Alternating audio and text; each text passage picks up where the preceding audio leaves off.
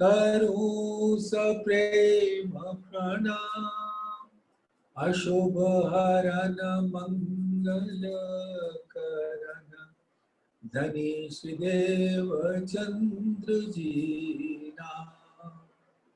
श्री प्राणनाथ निज मूलपति श्री मेराज सुना। तेज कुंवरी श्यामा युगल को पल पल करूं प्रणाम। पिया जी को पल पल करूं प्रणाम। प्रथम लागू दो चरण को धनिये न छुड़ायो खिन। लाख तली लालेड़िया मेरे जीव के यही जीवन। इन पाँव तले पड़ी रहूं धनी नजर खोलो बातू। पलना वारू निरखु नेत्रे मेरे जीव के यही जीवन। मेरे जीव के यही जीवन। धामधनी अक्षर अतीत के परम प्यारे लाडले सुंदर साथ जी, आपके कोमल चरणों में इस सुंदर साथ के दिल का सिजदा कबूल करें। प्रणाम जी। धामधनी की असीम अनुकंपा कृपा के द्वारा हम सब सुंदर साथ एक संग मिल बैठकर धामधनी के दिल से उतरे हुए इल्म के सागर की लहरों में जी। आज कलश ग्रंथ प्रकरण 2, जिसमें धनी देवचंद्र जी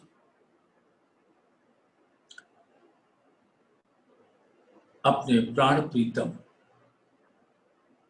अक्षरातीत के उस स्वरूप से बातें हो रही हैं जिन्होंने उनको श्याम जी के मंदिर में दर्शन दिया।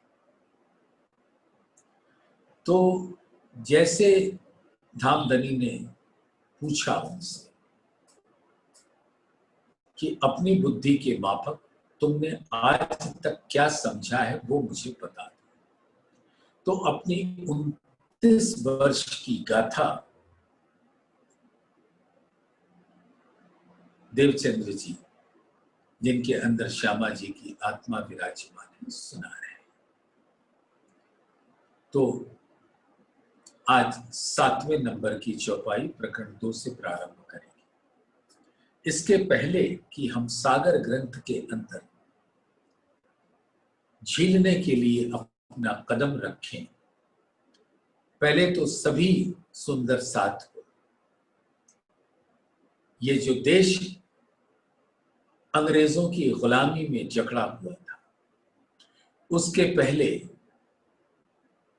यमन बादशाहों के गुलामी में जकड़ा हुआ था, उससे हमें मुक्ति मिली 1947 में, सन 1947।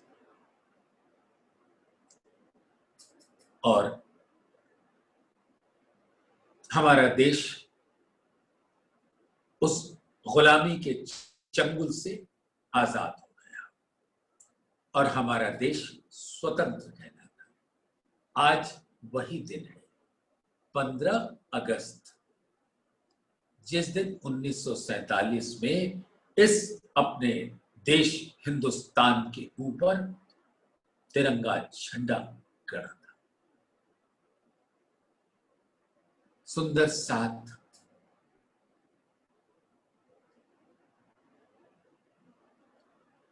क्या हम आजाद हुए?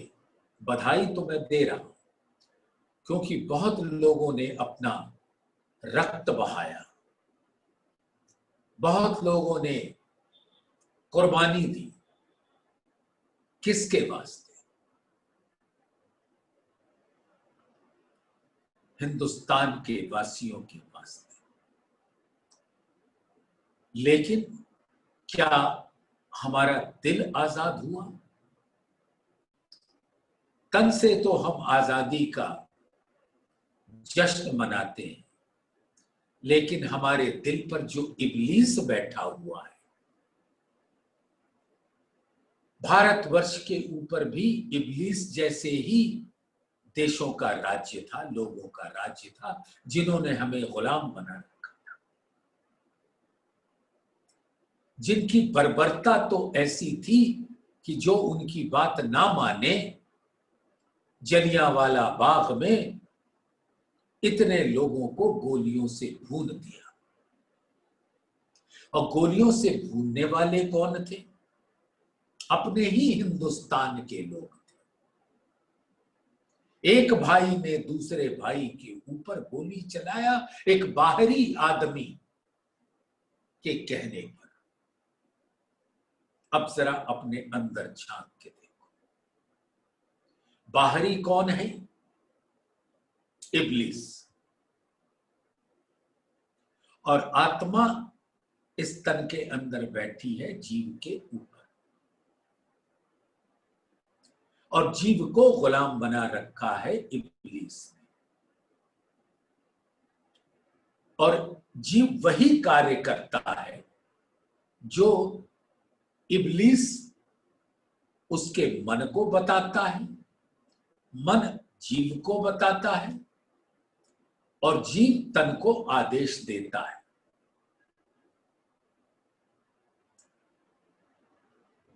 अब सोचो सुंदर साथ कि ये जीव ही तो असल गुनहगार है। इब्लीस क्यों हम गुनहगार कहें? उसकी तो वो प्रवृत्ति है, उसका तो स्वभाव है। शैतान की प्रवृत्ति क्या होगी? उसकी तो प्रवृत्ति है शैतानी, लोगों को गुमराह करना। लेकिन जीव अपने मन का गुलाम होकर क्यों गुमराह हुआ, और क्यों उसने तन को इस माया की अग्नि में झोंक दिया? जैसे हिंदुस्तान के ही वासी जो पुलिस में भर्ती थे, एक डायर आया और उसने आदेश दिया भून दो, और उन्होंने अपने ही भाइयों को भून दिया। तो जीव क्या कर रहा है? इस तन के द्वारा जो परब्रह्म का दीदार किया जा सकता है, उसको इंद्रियों के विषय भोग के विकारों में डुबो दिया। तो क्या आज हम सुंदर साथ अपनी असल निस्बत आत्मा और पर आत्म और धाम धनी का इल्म से जान जाने के बाद भी क्या हम जीव के चंगुल में आज भी फंसे? क्या हम जीव को अपना गुलाम नहीं बना सकते? या हम जीव को ऐसी प्रेरणा न दे कि वो मन का गुलाम न होने पाए, और मन को ऐसी प्रेरणा दे कि वो इब्लीस का गुलाम न होने पाए? तो क्योंकि आज ये देश हमारा आजाद हुआ था, आज का ही दिन था, आज से 73 वर्ष पूर्व, इसलिए ये बातें दिल में याद आ रही हैं। उस समय ये देश गुलाम था, आज ये जीव गुलाम है इब्लीस का। जैसे इस देश के ऊपर अंग्रेजों ने इतनी बर्बरता की, इस तरह से पीड़ा दी, और जिसको कहते हैं ना बांटो और राज्य करो, डिवाइड एंड रूल, जो यहां छोटे छोटे साम्राज्य थे, उनके राजाओं को भड़काया और उनको कुछ इनाम में दे दिया, जागीर, और वो गुलाम हो गए। और एक दिन ऐसा आया जब पूरे हिंदुस्तान पे उन अंग्रेजों का साम्राज्य छा गया। और देखो, इंग्लैंड जहां पे ये गोरे बसते हैं, इस पूरे संसार में इतना छोटा सा देश है, और उन्होंने किसको किसको गुलाम बनाया। कनाडा इतना बड़ा देश, ऑस्ट्रेलिया, हिंदुस्तान, हिंदुस्तान के अंदर इंग्लैंड जैसे 50 देश घुस जाए, और उन्होंने हमारे ऊपर इतने वर्ष राज्य किए और हमें अपने जूतियों के ठोकर से मारते थे। क्या यही इब्लीस नहीं कर रहा? और जीव इब्लीस की गुलामी की जंजीरों में क्यों जकड़ा हुआ है? वो इसलिए जकड़ा हुआ है कि पर ब्रह्म की वाणी आई है उसको इस सिक्कड़ से बाहर करने के लिए, उसको आजाद करने के लिए।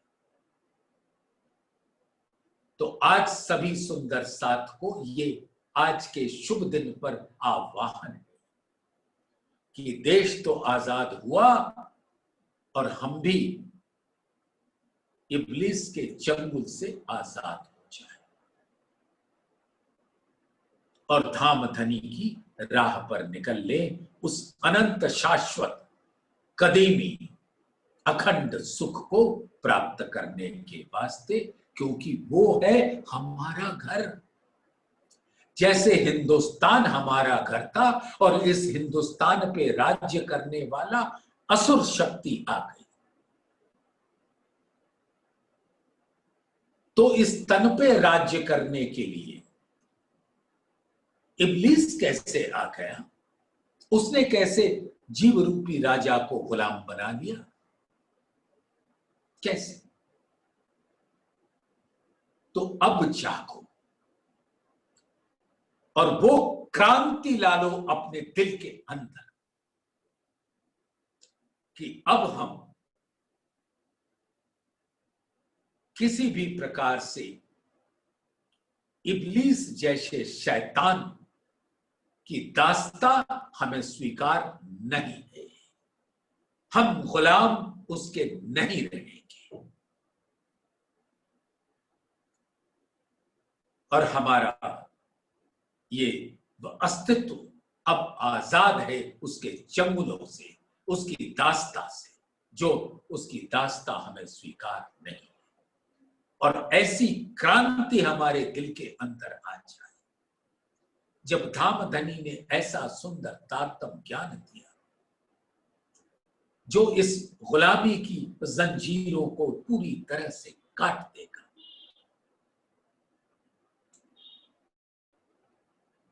ये तारतम ज्ञान जो हमें इंद्रियों के विषय भोग से बचा भी लेगा और हमारा मुखड़ा धामधनी की ओर उन्मुक्त कर देगा। सुंदर साथ,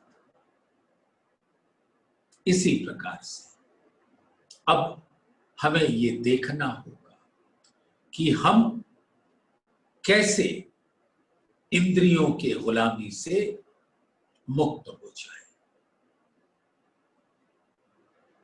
इब्लीस जो हमारे मन के ऊपर राज्य कर रहा है, अपने मन को उससे मुक्त करा दे। तो मन तो ऐसा है कि उसको एक ऐसी सुंदर चीज दे दो तो वो सबको छोड़कर उस सुंदरता को पकड़ लेगा। तो उसको ये तारतम्य वाणी सुना दो। जब उसको महसूस होगा कि ये तन तो हमें क्षणिक मिला है, जीव जो इस तन के अंदर है कुछ ही क्षणों के लिए तो है, ये तन गया और जीव फिर से 84 लाख योनियों के नरक कुंड की अग्नि में जलेगा।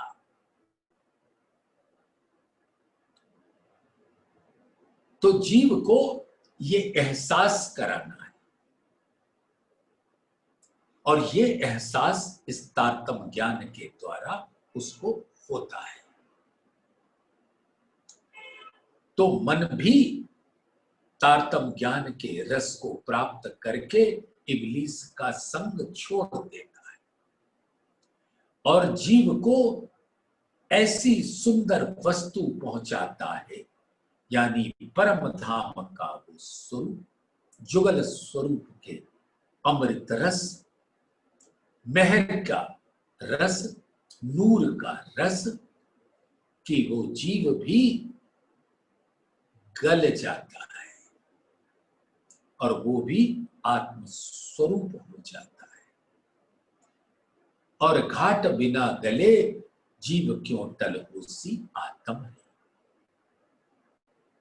तो ये होना है और यही होगी गुलामी की दास्ता से पूर्णतया स्वतंत्र होना। तो सुंदर साथ हम अपने दिल के अंदर विचारें कि क्या आज हम, यानी हमारा तन सामाजिक रूप से तो स्वतंत्र है, लेकिन क्या अपने इस तन के अंदर विराजमान इंद्रियों की लोलुपता से मुक्त है?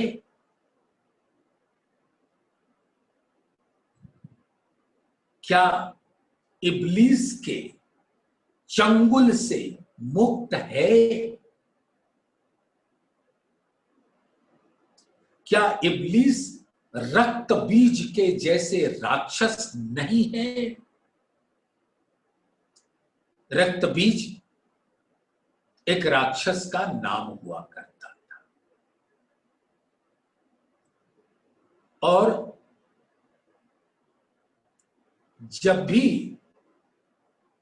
वो अपनी असुराई दिखाता था, लोगों को लील लेता था, और कोई भी उसके गर्दन को काटने का प्रयास करे तो जितनी रक्त की बूंदें गिरती थी जमीन पर, उतने रक्त बीज खड़े हो जाते थे। ये इंद्रिय भी बिल्कुल ठीक वैसा ही होता है। एक उसकी कामना को पूरी करो तो अनेकों इच्छाएं, कामनाएं खड़ी हो जाती है। ये इब्लीस करता है।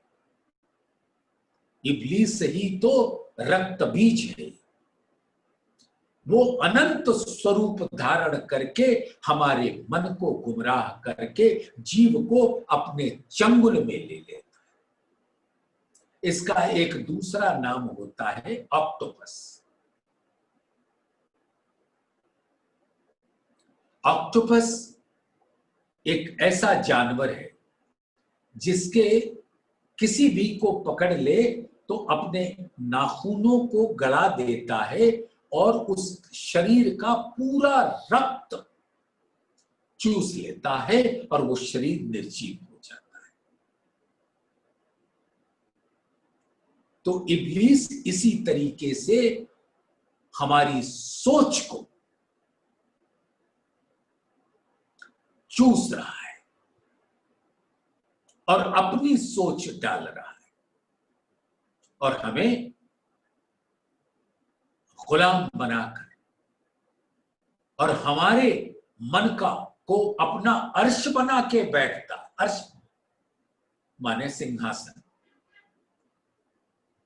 यानी कि जीव के दिल पर किसका राज्य? इब्लीस का।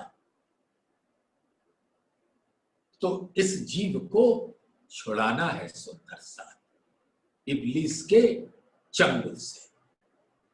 ऐसी क्रांति लाओ, ऐसा जागो अणे जगाओ का दुंदुभी बिगुल बजा दो, खुद भी जागो औरों को भी जगाओ। तू भूलो तो मैं जगा दूंगा, और मैं भूलूं तो तुम जगा देना। ऐसे ही हम सब सुंदर साथ मिलकर एक दूसरे को जगाने का प्रयास करें। और इसके लिए बल कौन देगा? धामधनी खुद, क्योंकि जगाने वाले तो एक धामधनी। परम धाम में सभी पर आत्म हमारे मूल तन फरामोश है, बेसुध है, ना कुछ नैनों से देख सकते हैं, ना दिल की कुछ कह सकते हैं, और ना पिया के शब्द सुन सकते हैं। वो पूर्णतया फरामोश है। लेकिन जो आत्माएं हैं वो यहां आई, उनके ऊपर माया का, इब्लीस का फरामोशी का पर्दा है, उसको हटाने के लिए धामधनी अपना इल्म लेकर आ गई। ये इब्लीस क्या कर रहा था? ले बड़ाई बैठे थे अपनी, यानी मुखिया बने बैठे थे। मुखिया कोई तन नहीं बैठता, ये इब्लीस उसका अहंकार को फुला देता है। ले बड़ाई बैठे थे अपनी, छुड़ाए दियो हथियार।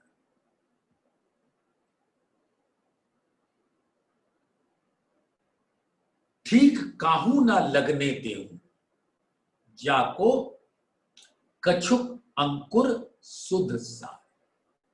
यानी तारतम ज्ञान के द्वारा परम धाम की जो निस्बत है उसकी पहचान करा दी, तो अब उस जीव को कहीं भी ठीक लगेगा नहीं। अब उसको तो वही धामधनी की राह पकड़नी। तो इस प्रकार से हर जीव को इब्लीस की गुलामी से, दास्ता से मुक्त करना ही कार्य होना चाहिए। और जैसे जैसे वो मुक्त होता जाएगा वैसे वैसे आत्मा जागती जाएगी, और जैसे जैसे आत्मा जागेगी वैसे वैसे पर आत्मा का दिल जागेगा, क्योंकि आत्मा का दिल जागता है, और ये दिल विराजता किसमें है? पर आत्म के दिल में। जो जो इल्म की लज्जत आत्मा लेती है, सुख लज्जत अरस्तन खेचई, तो उस इल्म की लज्जत पर आत्म खींच लेती है, और फिर वो मूल में तो उसी को जागृत होना है। क्योंकि अक्षर ब्रह्म भी फरामोश, श्यामा जी भी फरामोश, 12,000 ब्रह्म सृष्टियां भी फरामोश, हर जात फरामोश की स्थिति। और जागा कौन? एक अक्षरातीत, सिर्फ वही जागृत। तो जगाएगा कौन? वही। और धामधनी ने वाणी में तो कहला दिया, मैं इन्हों को जगाऊंगा भान के सुबह सक। इब्लीस का जो बड़ा सा हथियार है वो शक है, जो वाणी पे ही शक कराने का प्रयास कर देता है।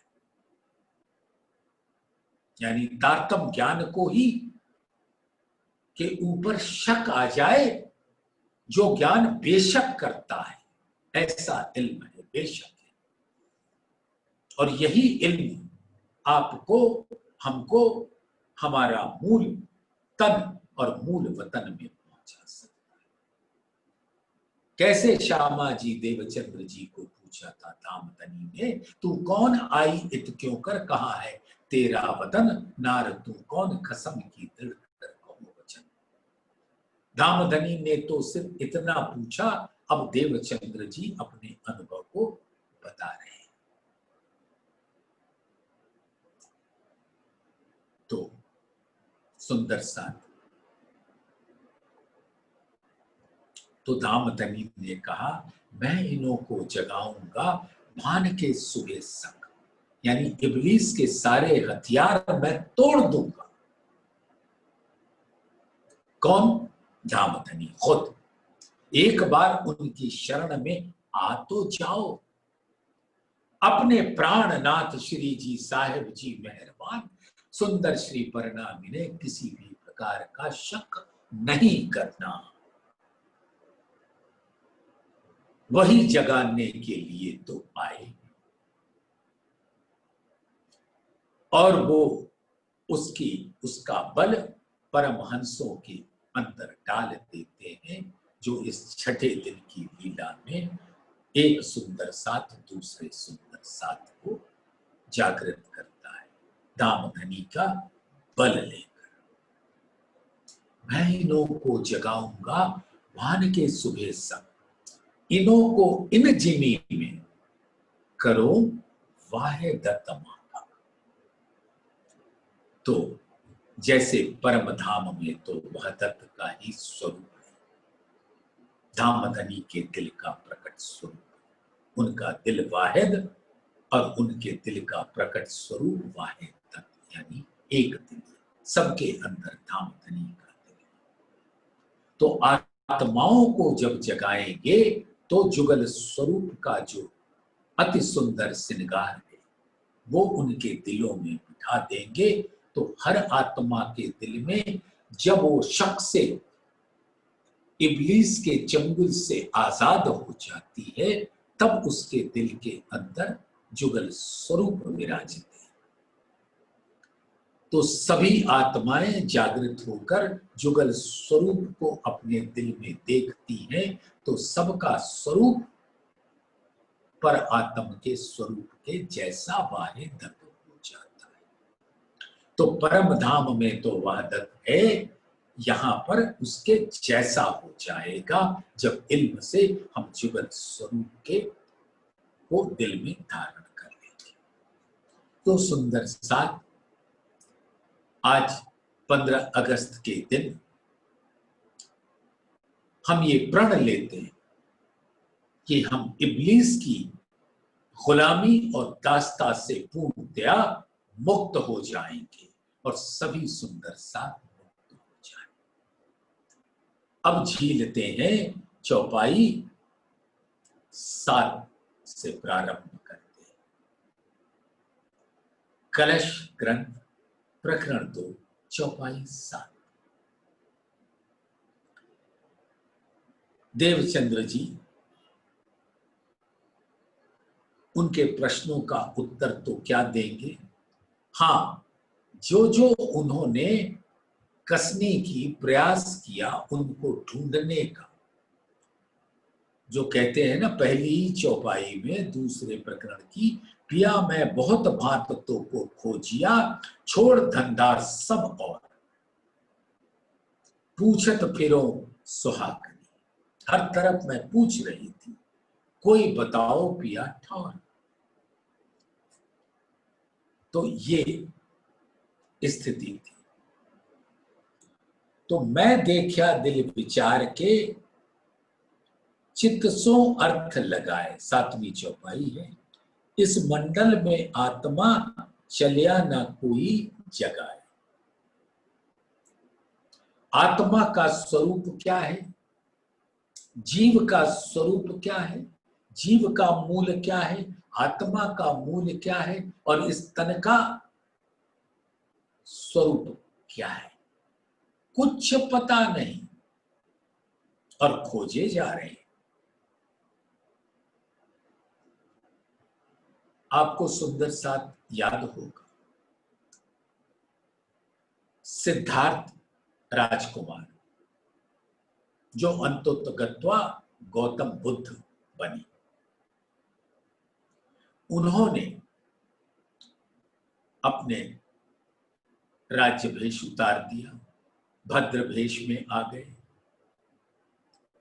उन्होंने अपनी पत्नी को छोड़ दिया, अपने पुत्र को छोड़ दिया और खोज में निकल पड़े। और न जाने कितनी कसनी की, कितना पीड़ा सा। और एक दिन उनको बोधत्व प्राप्त हुआ, बरगद के वृक्ष के तले, बनियन ट्री।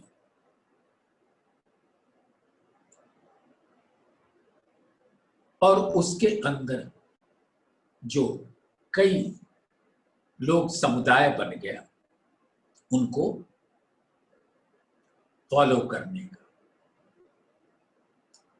लेकिन उन्होंने इस माया के कष्टों से निकलने के लिए बहुत सारी राह तो बताई, लेकिन पर ब्रह्म कौन है, ये दुनिया क्यों बनी, इस संसार का सृजन क्यों हुआ, और तन छूटने के बाद जाना कहां, और उसके अंदर जो भी चेतन तत्व है उसका मालिक कौन है, नहीं पता।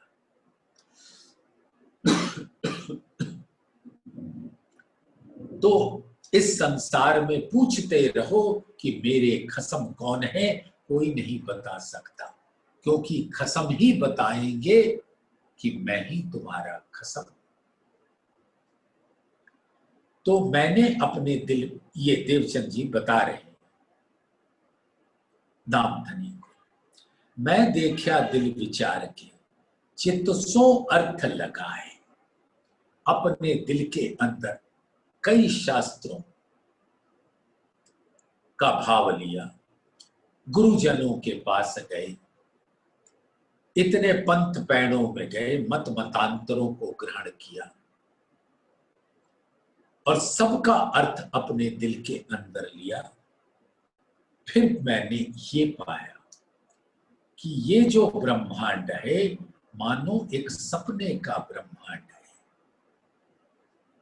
यहां सब कुछ सपने का खेल है। इस मंडल में आत्मा चलिया न कोई जगह है, और किसी की औकात नहीं, किसी का बस नहीं कि वो अपनी आत्मा को जगा सके। मेहनत तो बहुतों करी, यानी कि कसनी बहुतों ने करी। कोई हिम में अपने आप को गला दिया, कोई अग्नि में झोंक दिया, कोई खाई में कूद पड़ा,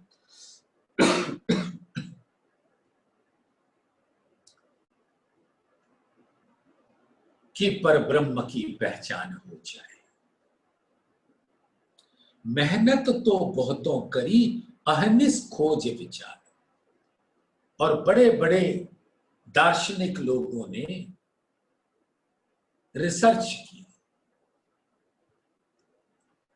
सबने उस परमात्मा की खोज में अपना हर कुछ गला दिया, लेकिन उनको ये पता नहीं कि परमात्मा ही परमात्मा के बारे में बता सकते हैं। तो वो परमात्मा है कहां, नहीं पता। तिन भी छल छूटा नहीं, गए हाथ पटक कई, फिर भी वो इस माया के चंगुल से, इब्लिस के चंगुल से छूट नहीं सके, और तन छूट गया और हार गए।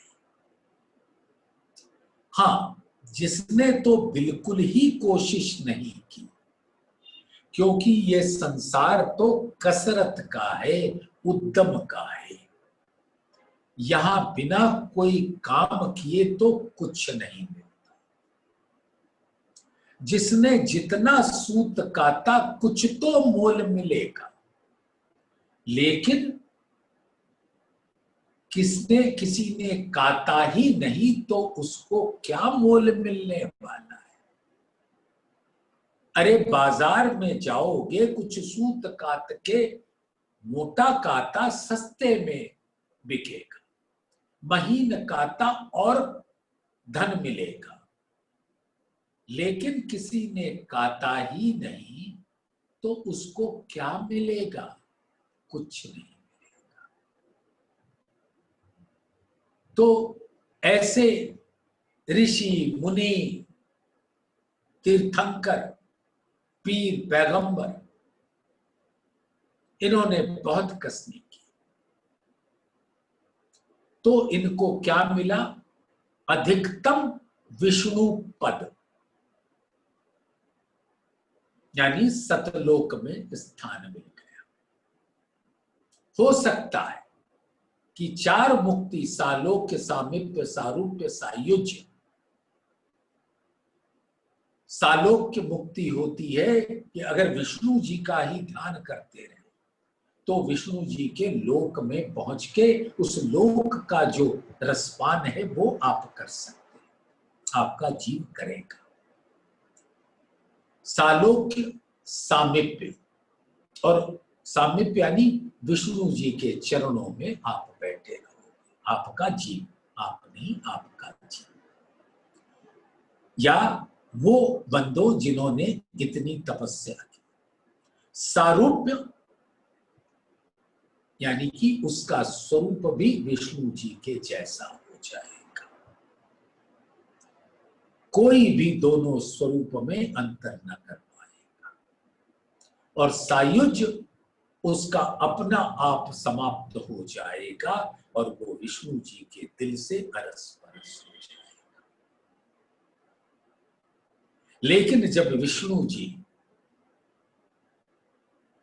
प्राकृत प्रलय में ही समाप्त हो जाएंगे और आदि नारायण महाविष्णु जब महाप्रलय में समाप्त हो जाएंगे तो फिर से ये जन्म लेने का सिलसिला प्रारंभ हो जाएगा।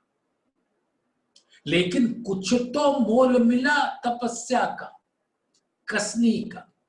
हाँ, जिसने कुछ भी न किया उसको क्या मोल मिलेगा। लेकिन आत्माओं सुंदर साथ, आज हमको ऐसा तारतम ज्ञान मिला है जिसके बल से हम उस इब्लीस को परास्त कर सकते हैं और जीव को उसके चंगुल से मुक्त करा के उसको भी वो रसपान करा सकते हैं जिसका मूल अधिकारी तो आत्मा होगी। तो तिन भी छल छूटा नहीं, गए हाथ पटक कई हार। कितने लोग आए और उनको जो लक्ष्य लेके चले थे वो तो नहीं मिला, लेकिन रास्ते में कुछ ना कुछ तो भोजन मिल ही गया। मोहादिक के आदलों जेती उपजी सृष्टि। इस मोह सागर यानी जब भी ये आद अनाद की माया, उसके बारे में आपको पता हो चुका है कि अव्याकृत जो अक्षर ब्रह्म के मन का स्वरूप है, उस मन के अंदर संकल्प के द्वारा विकल्प, संकल्प और विकल्प, ये शक्ति एक स्वप्निक स्वरूप होएंगे। जैसे मन यहां बैठा है, जागृत बैठा है, लेकिन वो किसी और मंडल में विचरण कर रहा है।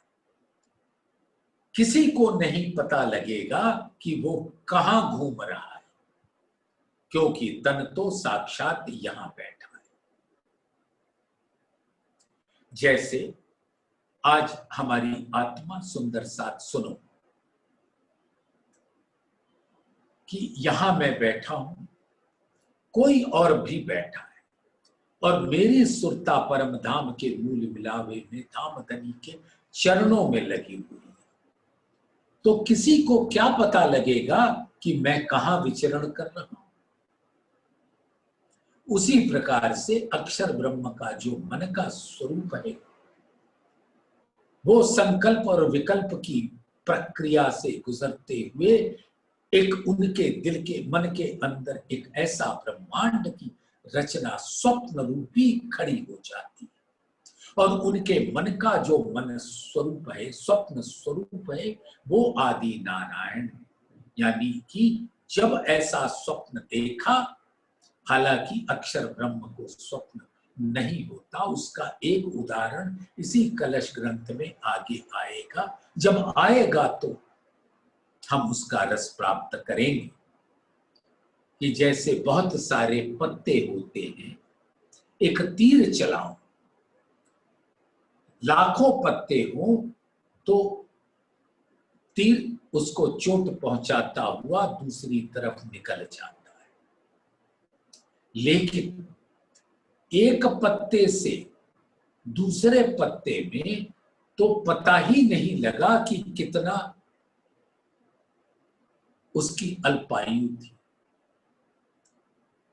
तो अक्षर ब्रह्म तो शाश्वत अखंड अविनाशी स्वरूप है, उनको स्वप्न नहीं होता। लेकिन इस स्वप्न के स्वरूप का इससे अच्छा उदाहरण नहीं दिया जा सकता कि एक पत्ते से दूसरे पत्ते को बेधता हुआ कई पत्तों को निकाल देते। तो जैसे ऐसे ब्रह्मांड कई बार बन के मिट जाते, तो वो आदि यानी वो बना और फिर मिटेगा। और नारायण, नार यानी जल, अयन यानी घर। तो जो स्वप्न ही मोह सागर है, भव सागर है, जल है जिसके अंदर प्रकट होते हैं मन के स्वप्न स्वरूप। तो वो मोह सागर स्वप्न मंडल है और जिसके अंदर स्वप्न स्वरूप विलास करते हैं। और उस स्वप्न स्वरूप के फिर न जाने कितने स्वप्न स्वरूप तैयार हो जाते। तो मोहादिक के आदलो तब से जेती उपजी श्रेष्ठ, एक पत्ते से दूसरा, दूसरे से तीसरा, जितनी भी ये सृष्टि का सर्जन हुआ, तिन सारों ने यो कहिया जो किन्हू न देखिया दृष्टि। तो ऐसे हर ब्रह्मांड में बहुत लोग आए, लेकिन सबने यही कहा नेति नेति, अगम निगम, नहीं हो पाई पहचान। वर्ना वर्णो खोजिया जेती बनी आदम, एता दृढ़ किने ना किया, कहां खसम कौन हम। यहां न जाने कितने वर्ण हो गए, कितनी जातियां हो गई, ब्राह्मण, शूद्र, वैश्य, क्षत्रिय। ये तो भारतवर्ष की बात है। इस संसार में न जाने कितने वर्ण हैं और सबके अंदर मैंने खोजा। और जितने भी ये मानव तन है, सबके अंदर ढूंढने का प्रयास किया कि कोई तो बता दे पिया ठौर, दृढ़ इन्हें न किया, कहां खसम कौन हम। और कोई न बता सका कि मेरा स्वरूप क्या है और मेरी आत्मा का मालिक कौन है, कोई न बता सका। सुंदर साथ सोचिए कि देवचंद्र जी की कैसी पीड़ा रही होगी।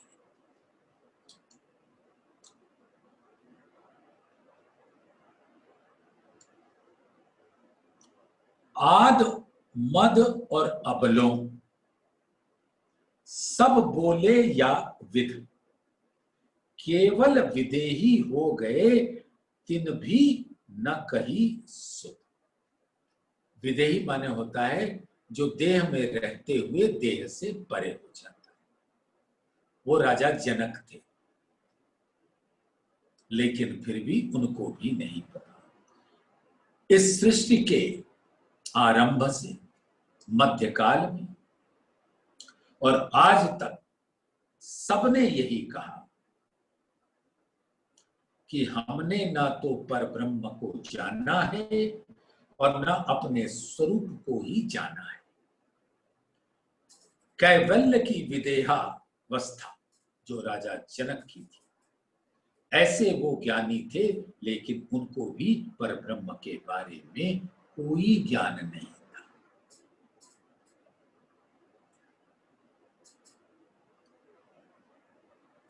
ये जो केवल विदेही हो गए वो कैवल्य कहलाता है।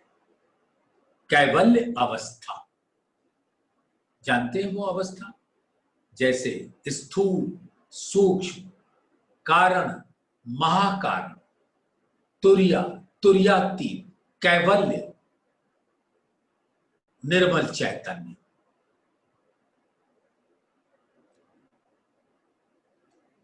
चेतना अपने निज स्वरूप में जब स्थित हो जाती है, किंतु परम गुह्य रहस्य न प्राप्त होने से ब्रह्म के साक्षात्कार से वंचित रहती है।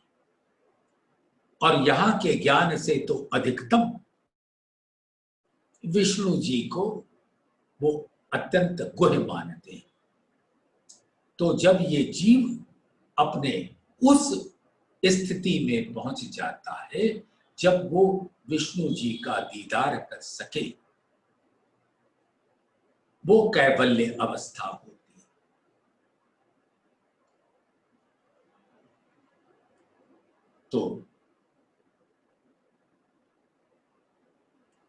तो ऐसे अवस्था में जीव जो होता है, जो चेतन रहता है, चेतन दिखता है, वो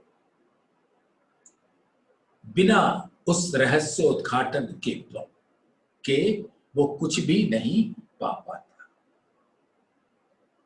वेदों कथकत यो कथ्या, सब मिथ्या 14 लोग, बकते बकते यो बके, एक अनेक सब होक। वेद यानी ये 4 वेद मत समझ लीजिएगा, इसके बड़े सारे टीकाएं हैं और टीका सबने अपनी अपनी बुद्धि से किया। उन ग्रंथों को व्याख्यान ग्रंथ कहते हैं।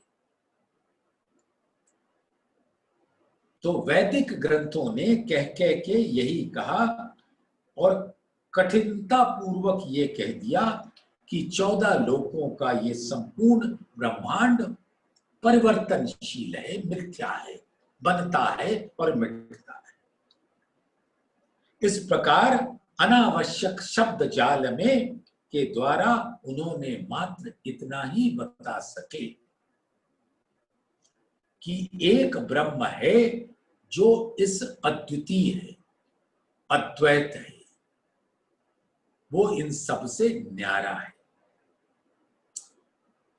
और जो यहाँ प्राणी सब दिख रहे हैं वो सब मिथ्या स्वरूप हैं और उनका कोई भी अस्तित्व नहीं है। वेदों के ऐसे बहुत सारे व्याख्यान ग्रंथ होते हैं। जैसे ग्रंथ तो मूल एक है और कई लोगों ने अपनी बुद्धि से उसकी व्याख्या की और ग्रंथ बना दिए। ऐसे वेदों के व्याख्यान ग्रंथ जो हैं 1127 ग्रंथ हैं और उसकी शाखाओं में ब्राह्मण, आरण्यक, उपनिषद ग्रंथ हैं। और पौराणिक मान्यता में इन सब ग्रंथों को वेद कह देते हैं, लेकिन मूल वेद तो वही चार है। ऋग्वेद, सामवेद, यजुर्वेद और अथर्ववेद। तो जो टीका है उसको भी कह देते हैं वेद, लेकिन मूल वेद के जो गुह्य भाव हैं वो इन टीकाओं में नहीं मिलते। बुध तुरिया दृष्ट श्रवणा, जहां लो पहुंचे मन, ए होसी उत्पन्न सब फना, जो आवे मिने वचन। सुंदर सा, बड़े प्यार से ग्रहण कर।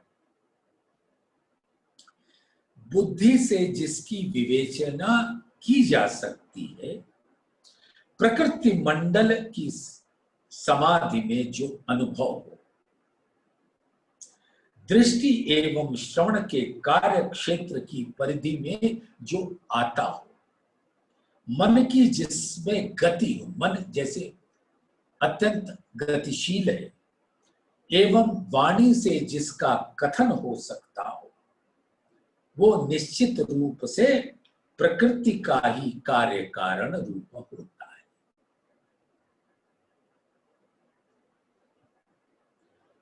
तो बुद्धि दौड़ा लो, ध्यान, तुरिया माने होता है ध्यान, और बुद्ध यानी बुद्धि।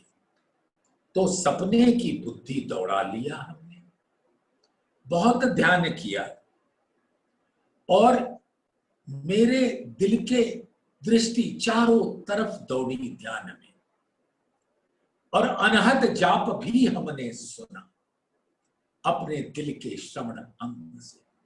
बुध तुरिया दृष्ट श्रवण, जहां लो पहुंचे मन, यानी मेरा मन जहां तक पहुंच सकता था, इतना अनुभव ग्रहण करने के बाद ए होसी उत्पन्न सब फना, और जितना कुछ भी जहां तक भी पहुंचे, यही पाया कि ये सब पैदा होते हैं और मिट जाते हैं। इनका अस्तित्व तो मात्र एक पानी के बुलबुले के जैसा होता है, और यहाँ के नश्वर जड़ सूर्य की चमकती रोशनी उस पानी के बुलबुले पर पड़ती है तो वो रंगों का रूप हो जाता है, और समझता है वो बुलबुला कि मैं ही मैं हूं। उसको तो इस जड़ रूपी सूर्य की पहचान नहीं, तो उसकी अपनी पहचान, उसको अपनी पहचान क्या होगी। ए होसी उत्पन्न सब फना, जो आवे मिने वचन, जो वाणी में, यहां के तन की वाणी में आ जाए, वो ये समझिए कि वो सब नश्वर है।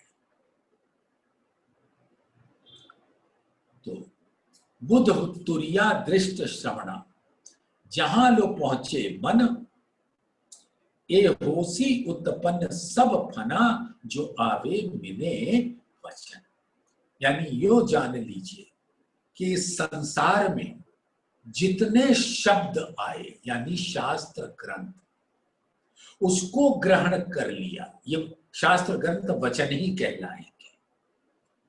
तो वो जितने ग्रंथों के अंदर आया, उसने सिर्फ ये बताया कि यहां सब कुछ जो पैदा होता है वो मिट जाता है। वेदांती भी कह थके, द्वैत खोजी पर अद्वैत शब्द जो बोलिए, तो सिर पड़े उत्तर। सुंदर साथ, कितनी मधुर वाणी में देवचंद्र जी अपने दिल की पीड़ा सुना रहे हैं। जैसे एक पत्नी किसी भी कारणवश से अपने पति से दूर हो जाती, या पति कहीं मान लो चला जाता और पत्नी इस संसार में तड़प रही है,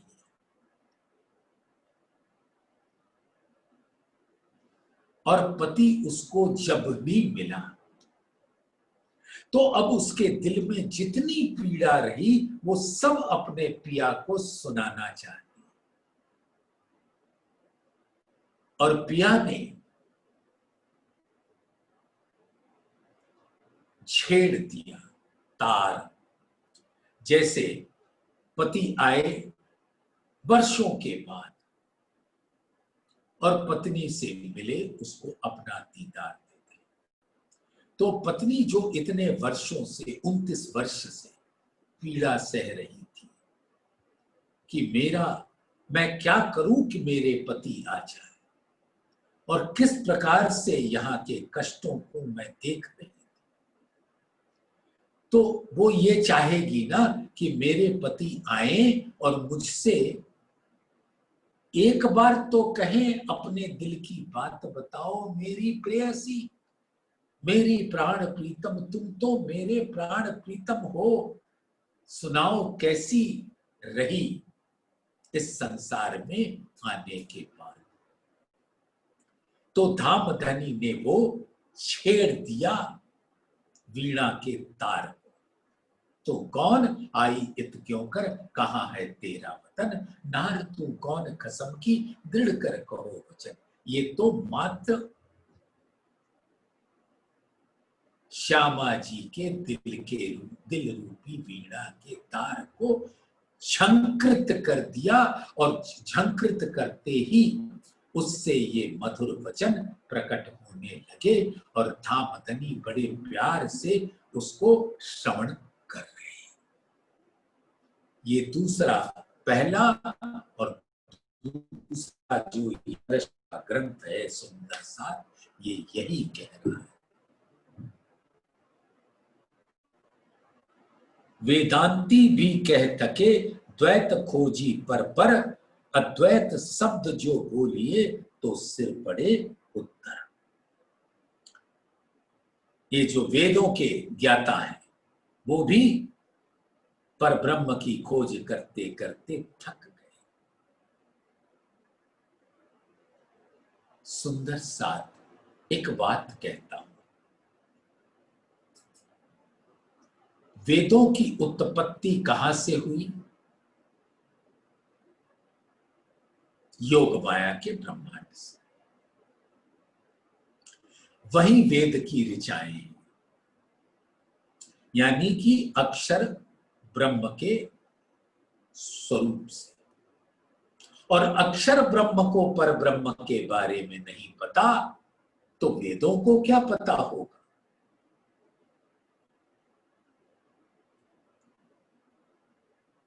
और अद्वैत ब्रह्म को ये वेद खोजते ही रह गए, किंतु नहीं पा सके। अंत में वो यही कह के थक गए कि यदि हम अद्वैत शब्द बोल भी दें तो हमारा सिर धड़ से अलग हो जाएगा। यानी कि अद्वैत ब्रह्म शब्दातीत है, शब्दों से वो बिल्कुल परे है। वेदांती भी कह थके द्वैत खोजी पर अद्वैत शब्द जो बोलिए तो सिर पड़े उतर। तो धड़ ही से सिर अलग हो जाएगा अगर अद्वैत की एक शब्द में, क्योंकि अद्वैत शब्दातीत है और शब्दातीत को शब्द में कहना असंभव।